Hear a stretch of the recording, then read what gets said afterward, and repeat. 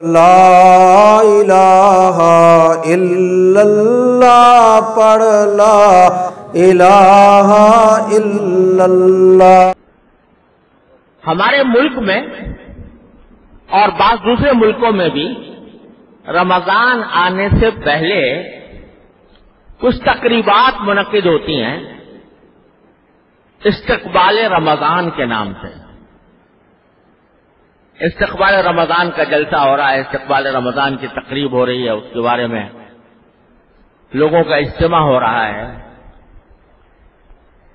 یہ تو ایک رسمی کارروائی ہے اور اس قسم کی رسمی کارروائی کی نظیر حضرات صحابہ کرام رضی اللہ تعالیٰ عنہ کے عہد مبارک میں کہیں نظر نہیں آتی کہ رمضان سے پہلے کوئی جلسہ اس کام کے لیے کیا گیا ہو کہ وہ استقبال رمضان کی تقریب منعقد کی جائے گی۔ لیکن اصل استقبال رمضان کا یہ ہے کہ اس کے لیے اپنے آپ کو تیار کیا جائے۔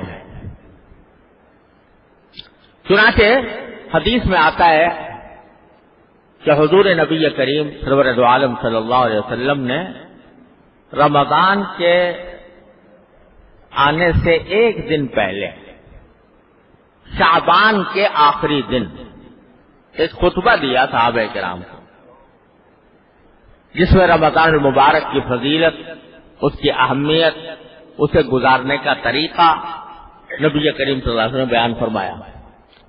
دینا بھائی ذرا خطبے کی کتاب، آج انشاءاللہ وہی خطبے کے اندر پڑھا جائے گا۔ وہ میں آج آپ کو سناتا ہوں کہ حضور نبی کریم سرور دو عالم صلی اللہ علیہ وسلم نے اس مبارک مہینے کے بارے میں ایک دن پہلے، رمضان آنے سے ایک دن پہلے آپ نے جو خطبہ دیا وہ اس رمضان کے مہینے کی اہمیت جتانے کے لیے ہے۔ اس کا میں ترجمہ آپ کو سنا دیتا ہوں۔ اللہ، حضرت سلمان فارسی رضی اللہ تعالی عنہ روایت فرماتے ہیں کہ خطبنا رسول اللہ صلی اللہ علیہ وسلم فی آخر یوم من شعبان۔ رسول اللہ صلی اللہ علیہ وسلم نے ہمیں شعبان کے آخری دن میں خطبہ دیا۔ فقال، اس خطبے میں فرمایا کہ یا ایھا الناس، اے لوگو، قد اظلکم شہر عظیم، تمہارے اوپر سایہ ڈال رہا ہے ایک عظمت والا مہینہ، ایک عظمت والا مہینہ تم پر سایہ ڈال رہا ہے۔ شہر مبارک، ایسا مہینہ جو برکتوں والا مہینہ ہے، جس کو اللہ تبارک و تعالی نے برکتیں عطا فرمائی۔ فیہ لیلۃ خیر من الف شہر، اس مہینے میں ایک رات ایسے آنے والی ہے جو 1000 مہینوں سے بھی بہتر ہے۔ جعل اللہ صیامہ فریضہ وقیام لیلہ تطوعا، اللہ تبارک و تعالی نے اس رمضان کے مہینے کے دنوں میں روزے رکھنے کو فرض قرار دیا ہے اور رات کے وقت میں کھڑے ہو کر عبادت کرنے کو تطوع یعنی نفل قرار دیا ہے۔ من تقرب فیہ بخصلۃ من الخیر، جو شخص اس مہینے میں بھلائی کے کسی بھی کام یا نیکی کا کوئی بھی کام کر کے اللہ کا تقرب حاصل کرنا چاہے تو کان کمن ادا فریضۃ فیما سوا، تو وہ ایسا ہوگا جیسے کہ رمضان کے علاوہ وہ فرض ادا کرنے سے جو بھلائی حاصل ہوتی وہ نفل ادا کرنے سے حاصل ہوگی۔ یعنی فرائض جو ہیں ان کا اجر و ثواب نفل کے اجر و ثواب سے زیادہ ہوتا ہے، کیونکہ وہ تو فرض ہے، انسان کے ذمے. تو 5 نمازیں مثلا ہم پڑھتے ہیں تو یہ فرض ہیں، ان کا اجر و ثواب نفلی نمازوں کے مقابلے میں زیادہ ہوتا ہے.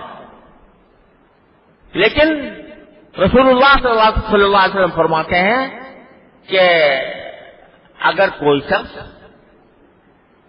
نفلی عبادت کرے گا رمضان کے اندر، کوئی بھی نفلی کام کرے گا، تو اس کو ثواب نفل میں بھی وہی ملے گا جو اللہ تعالیٰ نے فرض کا ثواب رکھا ہے. ومن ادى فریضۃ فیہ، اور جو شخص اس رمضان کے مہینے میں فرض ادا کرے، یعنی فرض نماز پڑھ رہا ہے، فرض روزے رکھ رہا ہے، فرض زکوٰۃ ادا کر رہا ہے، تو کانا کمن ادى 70 فریضۃ فیما سوا، تو وہ ایسا ہوگا جیسے کہ رمضان کے علاوہ 70 فریضے ادا کرے.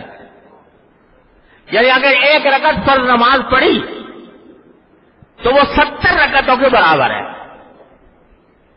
اسی طرح فرض کرو فجر کی نماز 2 رکعتوں پر مشتمل ہوتی ہے، دو رکعتوں کی فرض نماز ہوتی ہے، تو اس 2 رکعتیں فجر پڑھنے کا ثواب ایسا ہے جیسے کہ غیر رمضان میں، رمضان کے علاوہ کسی اور دن 70 رکعتیں پڑھنے کا، 70 نہیں بلکہ 140 رکعتیں پڑھنے کا جتنا ثواب ہوتا وہ 2 رکعتوں میں مل جائے گا. اور 4 رکعتیں آپ نے پڑھی ظہر کی فرض کی تو 140 کو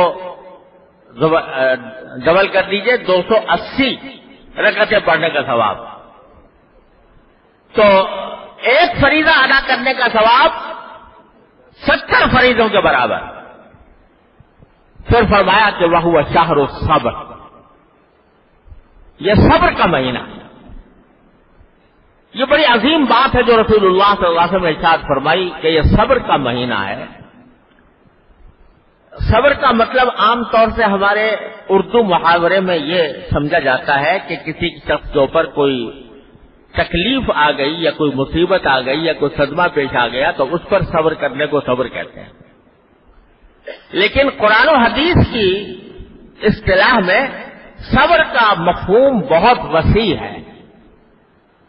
صبر کے معنی ہے کسی ایسے کام پر اپنے آپ کو زبردستی آمادہ کرنا جو طبیعت ناگوار سمجھتی ہو.